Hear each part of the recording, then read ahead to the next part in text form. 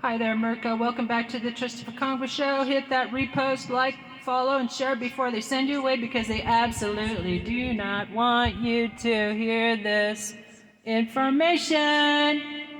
I'm serious. Today, I have the honor of presenting to you my Congress-ready resolution number 54. I, as a candidate for Congress here in Tucson, Arizona, tag all your friends below in the comments and tell them September 15, write me in. Let's give them hell. We gotta send the Trista to Congress, because if Diaper Donald has his retribution going on, then let me be his karma. Fuck him, that's what I say.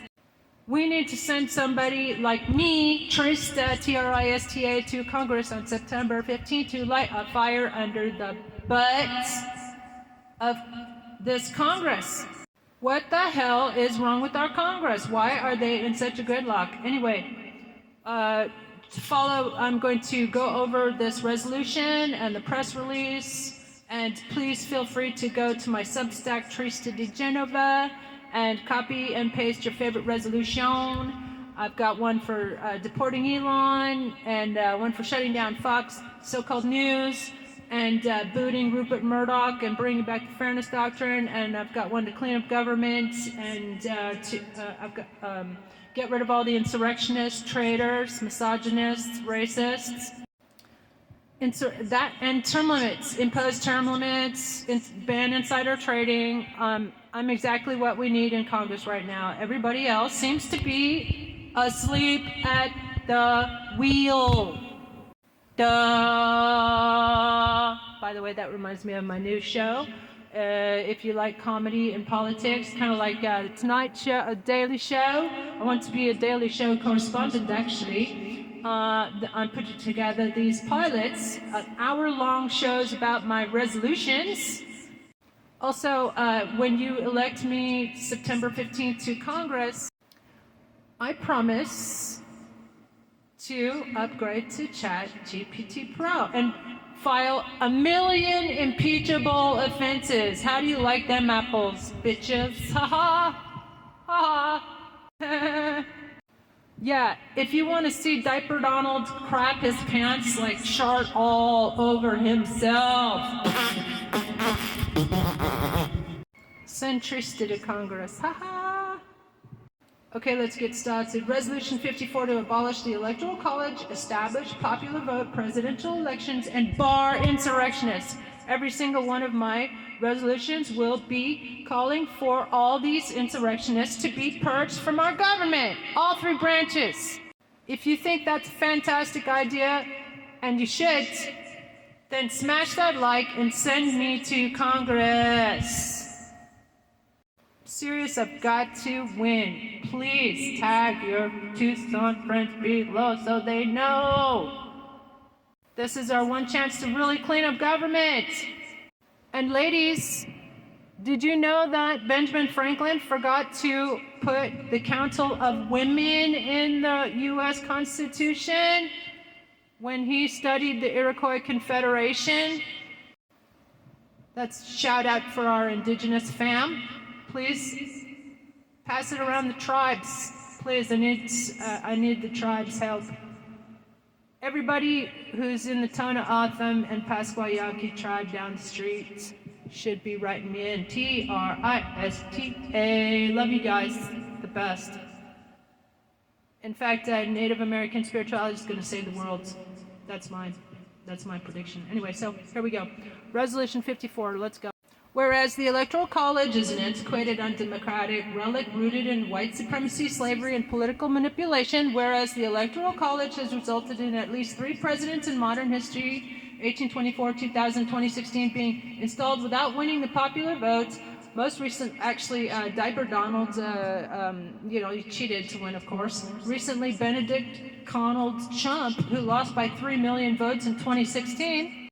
Whereas foreign, Russia, are you listening? If you're listening, hack into the DNC server Whereas foreign interference and financial fraud interfered with the 2016, 2020, and 2024 elections, and the Electoral College system failed to protect American democracy, in fact thwarted and doomed it. Whereas the 14th Amendment, Section 3 bars insurrectionists from holding public office, and hundreds of elected officials across all three branches have violated that provision. Whereas the continued participation of felons, psychologically unfit candidates, and domestic terrorists in election from January 6th in elections threatens the Republic, resolved that the House of Representatives, 1, abolishes the Electoral College and replaces it with direct national popular vote elections for President and Vice President via one of the following paths. Option A, national popular. Let me know in the comments which one is your favorite. Option A, B, or C. Option C is mine. I'll tell you why later. Option A national popular vote, interstate compact, NPVIC expansion to all 50 states. Option B, constitutional amendment to eliminate the Electoral College. Option C, congressional statute declaring the national popular vote the sole binding mechanism under the Equal Protection Clause. 2, mandates full physical and psychological fitness evaluations for all presidential and vice presidential candidates. By the way, he still hasn't shown his tax returns, and wouldn't that should disqualify him too on a technicality. You know, it should be impeached on that. He's never ever shown every candidate has to show their tax returns. Just trying to do my job, just trying to make my salary. Any candidate found with untreated psychopathy, Diaper Donald, by the way, has been shown by scores of mental health professionals. Dr. Bandy Lee at Yale University, dangerouscase.org. They've been saved for years. And so that's another thing he should be impeached for. I have a Congress-ready resolution for that as well. He's demented. He's got full-on dementia. Duh! Just like his daddy-o, and dementia don't get no better, people. He's literally crapping himself in his pants in France. Hey, that rhymes. Ha! They don't call him Diaper Donald for nothing, but they also don't call him President Jim Jones for nothing, because he's psychopath, malignant, narcissistic psychopath. Everybody knows this. So why are we allowing this demented psychopath to stay in power? Duh! Okay, any candidate found with untreated psychopathy, malignant narcissism, or dementia will be disqualified from the ballot. The thing is that he knows, he's terrified. He's terrified of being impeached, which is another reason why I don't understand why the spineless cowards in the Democratic Party won't finish the job. He's hanging by a thread, you idiots. He got impeached twice. He's only got 4 votes on his side. And besides, and here's something that stupid Democrats refuse to listen to, because they're stupidly waiting until the midterms, when there won't be any midterms. Didn't you see the legislation that he just rammed through? He can call off the election. Stop! And you also keep forgetting he's king now, and actually Brandon was our first king, but he did nothing to protect our democracy. He just went out like a limp fart.